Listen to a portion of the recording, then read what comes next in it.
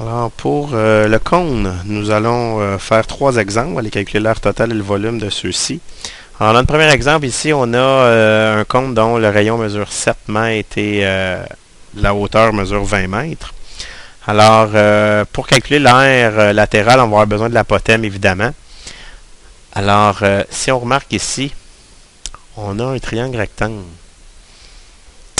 qui va nous permettre d'aller calculer la mesure de l'apothème du cône.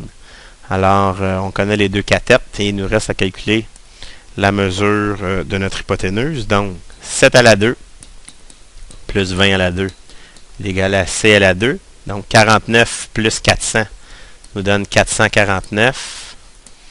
Et si je veux trouver seulement la mesure de C, ben, je vais aller extraire la racine carrée. Et je vais trouver que mon apothème, qui correspond à l'hypoténuse, va mesurer racine de 449. Donc, maintenant que ce premier calcul-là est fait, on peut aller calculer l'aire totale et le volume. Donc, pour aller calculer l'aire de la base, donc la base c'est un cercle, donc pi fois le rayon au carré. Donc, pi fois 7 à la 2, ce qui va nous donner 49 pi mètres carrés. Ensuite, l'aire latérale, pi fois le rayon fois l'apothème. Alors, pi fois le rayon qui est 7 fois l'apothème qu'on a calculé, racine de 449, ce qui va nous donner une petite réponse en décimale, 465,984 et des poussières, c'est des mètres carrés. Et notre aire totale, ben, on a l'aire de la base 49 pi, plus l'aire latérale 465,984 et des poussières. Et maintenant, cette réponse-là, nous allons pouvoir l'arrondir. Donc, une réponse approximative de 619,92 cm². Et maintenant, pour le volume, alors, aire de la base fois hauteur divisé par 3. Alors, l'aire de la base, 49 pi, fois la hauteur qui est 20. Tout ça divisé par 3. Et j'ai mis la réponse en décimale arrondie, 1026,25 cm3. Et évidemment, le genre de choses qui arrive, c'est de se rendre compte qu'on a fait des petites erreurs au niveau des unités. Alors, j'avais d'habitude travaillant avec des centimètres, donc ici, faire attention, là, ce n'est pas des centimètres carrés, mais c'était bien des... Oh, pardon, 619,92, c'est des mètres carrés, et ici, on a des mètres cubes. Voilà. Alors, notre deuxième exemple ressemble un peu à celui qu'on avait tantôt. Il nous manque, on a encore une fois le rayon ici, comme le diamètre c'est 18, alors le rayon c'est 9, on a la hauteur. Il faut aller trouver la mesure de l'hypoténuse qui correspond à l'apothème de notre cône. Donc, dans un premier temps, 9 à la 2 plus 12 à la 2 est égal à C à la 2.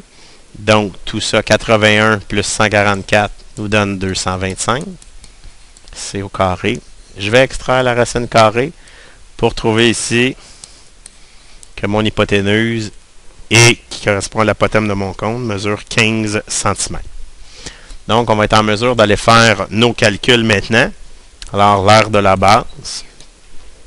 Alors, pi R2, donc pi fois le rayon qui est 9 à la 2, va nous donner 81 pi cm². Ensuite, l'aire latérale, pi fois le rayon fois l'apothème. Alors, c'est pi fois le rayon qui est 9 fois l'apothème qui est 15, ce qui va nous donner 135 pi cm².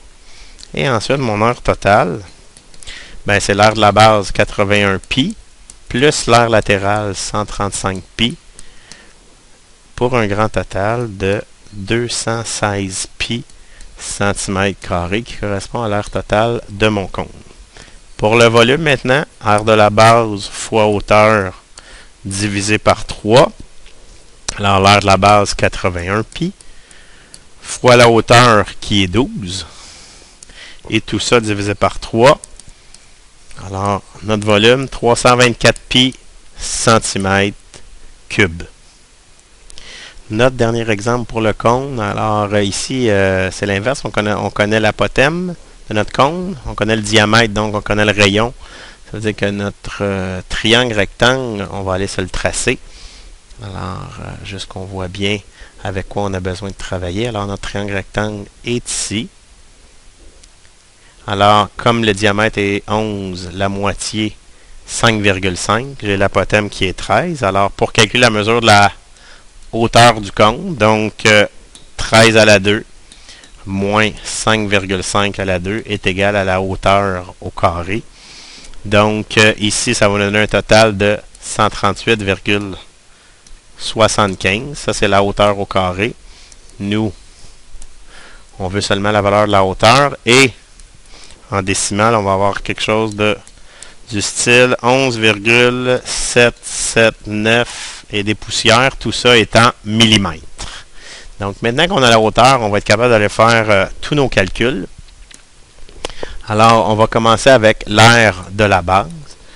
Alors, pi R2, donc pi fois 5,5 à la 2, qui va nous donner 30,25 pi, et c'est des millimètres carrés. Ensuite, l'aire latérale, pi fois le rayon fois l'apothème de notre cône. Donc, on a pi fois 5,5 fois 13, qui va nous donner 71,5 pi millimètres carrés.